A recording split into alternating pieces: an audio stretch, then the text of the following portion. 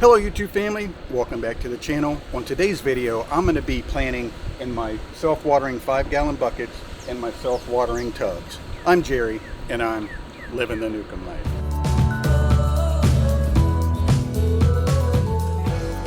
Alright guys, so for those of you who have been following our channel for the past few years, you guys know that we plant in a variety of different methods, trying to find out what's going to work best for the plants that we like to grow. About 2 years ago, I did a video on these self-watering tubs and a video on these self-watering 5-gallon buckets that's in my 5-gallon bucket grow table here. So to finish up my 2023 planting, I have to finish up these 5 self-watering tubs and these 6 5-gallon buckets. So let me show you guys what we're doing. Alright guys, so I'm going to start out planting in my self-watering 5-gallon buckets. As you can see here, these are the sweet bell peppers that Dawn and I started from seed on this side, and on this side is our sweet banana peppers. We did not have a jalapeno seed that we were able to start, so Dawn picked this one up at our local farmers market that I'm going to plant in here. And then we're going to plant 2 sweet banana peppers in these next 2 buckets, and then the last 3 will be the sweet bell peppers. Some of the soil in these buckets here have settled some, so I am going to have to add a little bit of soil, and then as I'm planting them, I'm going to add a little bit of bone meal and blood meal just to give them that extra oomph. Alright, so the first one that I'm going to start with is this jalapeno plant. By adding bone meal and blood meal, it'll help with the green growth on the leaves, and it'll also help with the production of the jalapenos. So that's blood meal and bone meal. You don't really need to measure. You just want to put a little bit in it.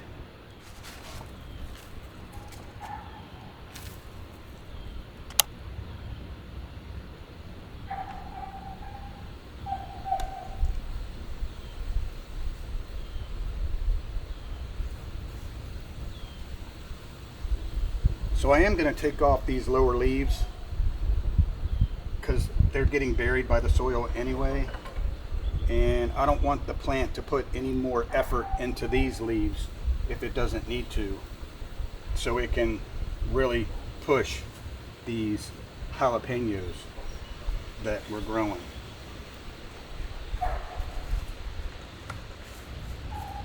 And it's really as simple as that.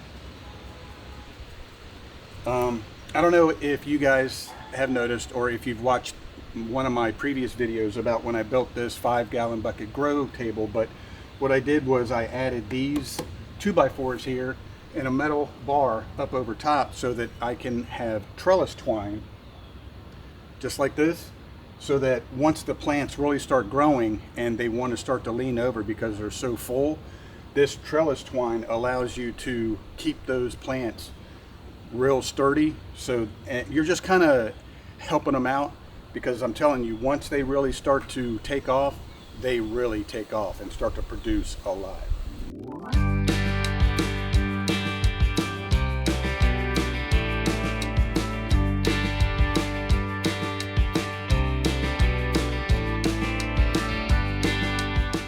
So the one good thing about these buckets, like I said, is there's a reservoir of water down here. So after your initial planting, you want to water up top to saturate the soil, but that water is going to filter through and it's going to settle down here in this reservoir.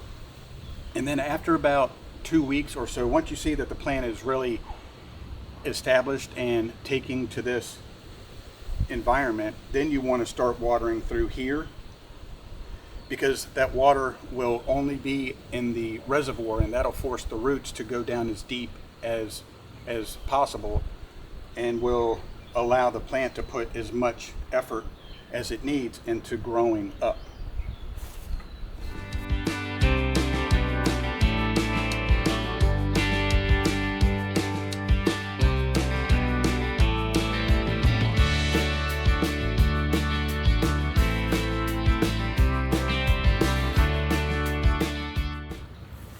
All right, guys, that's it. I got 6 5-gallon self-watering buckets all planted and ready to go. Now it's time to move on to my self-watering tubs. All right, guys, now I'm at the point to where I'm going to plant my carrots. I think I'm going to plant both of these tubs with carrots. 2 years ago, we planted St. Valerie carrots, and they did extremely well in these tubs. So I got the same carrots. It says I need to plant them 1/4 inch deep, 2 inches apart. So I'm going to get my holes ready in these 2 tubs.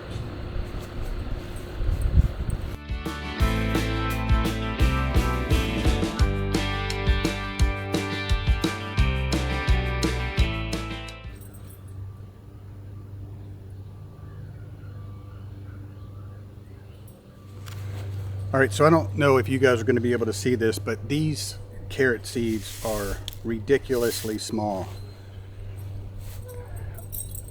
There's probably, what, 15 to 20 in my hand right there. And my goal is to get 1, maybe 2 into each hole.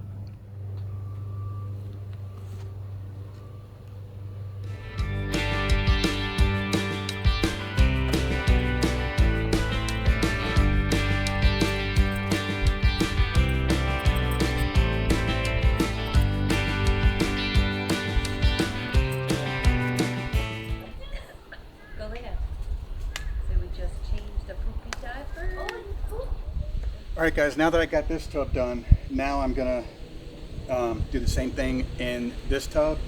I know it seems like it takes quite a long time to get these planted, and it does.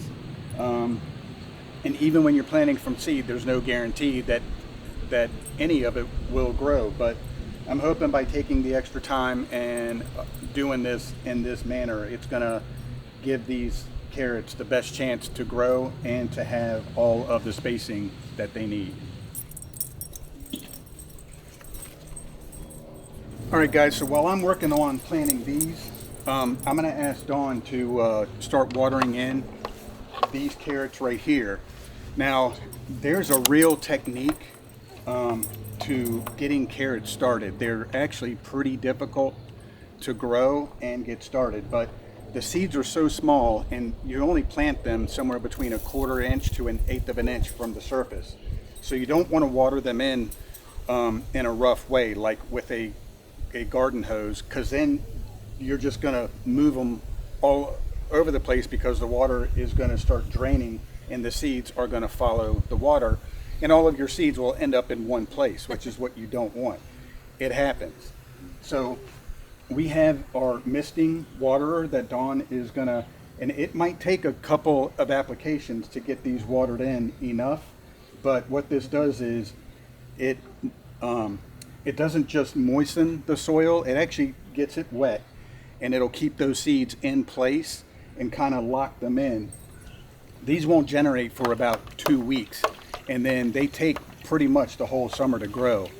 But I can tell you what, the harvest we had of the St. Valerie carrots was phenomenal. I mean, every carrot was at least a foot long. And sweet. And sweet. Like they weren't bitter. Sometimes you get carrots, homegrown carrots, and they can get that, I don't know, it's like a bitter taste to them. These were fantastic. These were the best we've ever had. So that's why I'm kind of taking the extra time to do this. Well, and honestly, last year we tried a different type of carrot because we couldn't get the St. Valerie carrots for some reason. It could have been because things were really hard to get last year.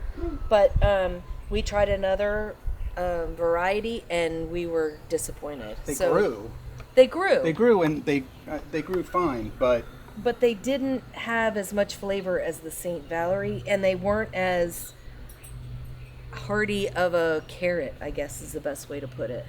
So we were a little more disappointed. So we went back to the St. Valerie carrots.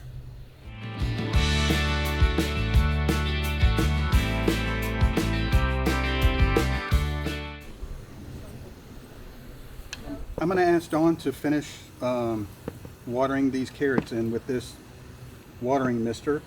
It might take a few passes to actually get it where we need it to go, because you want to saturate it, you really do. You just need to do it very slow. But here's the thing, Like I said, carrots are extremely delicate, and there's a trick to growing carrots that I learned a while ago, that once you have your seeds watered in, you actually want to cover it with a board. I have used the lid from this tub and that worked, but for whatever reason, a board seems to work better. And you want to leave the board over top of it for about 2 weeks, or until you start seeing your seeds germinate. I don't know why it helps. All I can tell you is it does. Every time that I have used this technique, I have always had a good germination rate. Success rate. Yeah. So if you guys decide to try carrots, I would highly recommend using this method. Like I said, I don't know why it works, but it does.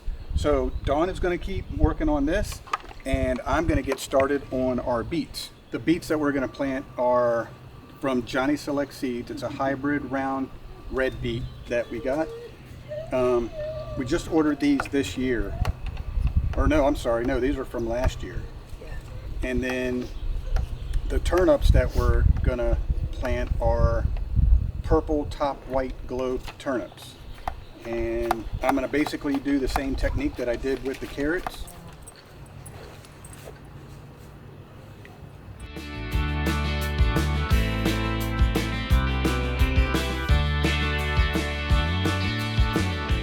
Garden? Look at this. If you stand here. Look.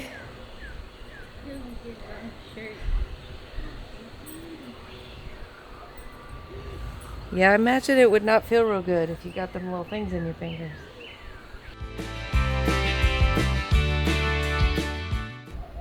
All right, I got the beets done. Now it's time to start on the turnips. Same technique as the beets.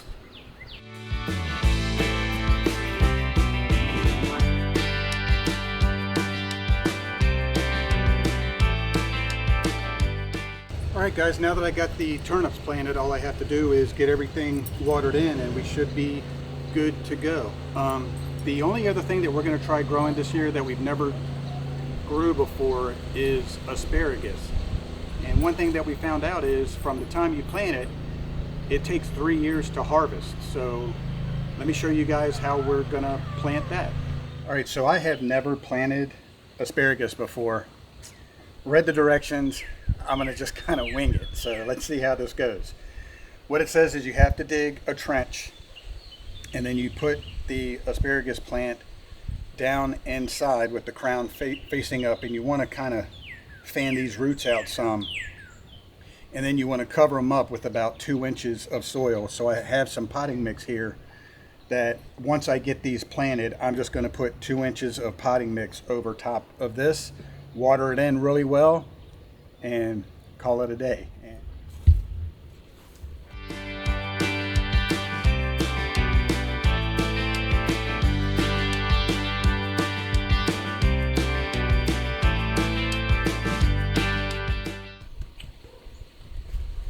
All right, so asparagus is planted.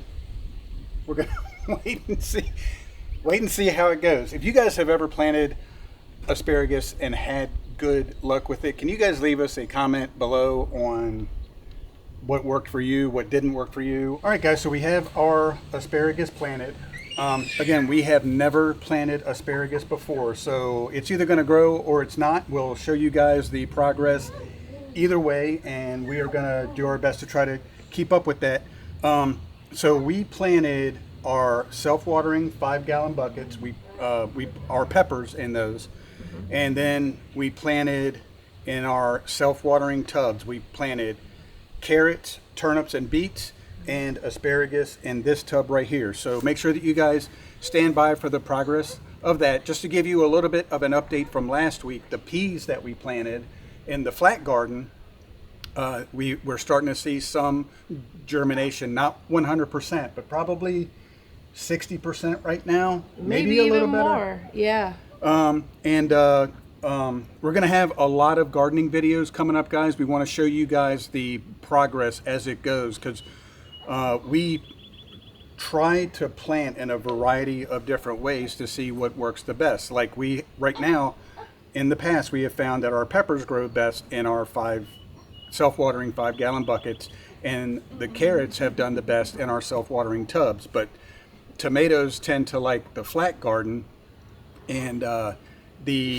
carrots and pole beans, they like the raised bed and being able to trellis up the cattle panel that we did for Dawn. So make sure that you guys stay tuned for some upcoming videos for that. I hope you guys liked this video. If you did, give it a thumbs up. Don't forget to hit that subscribe button. It's free and it really helps our channel grow. And hit that notification bell so you're up to date on all of our upcoming videos. But thank you guys so much for watching, and we will see you on the next one. Love you guys.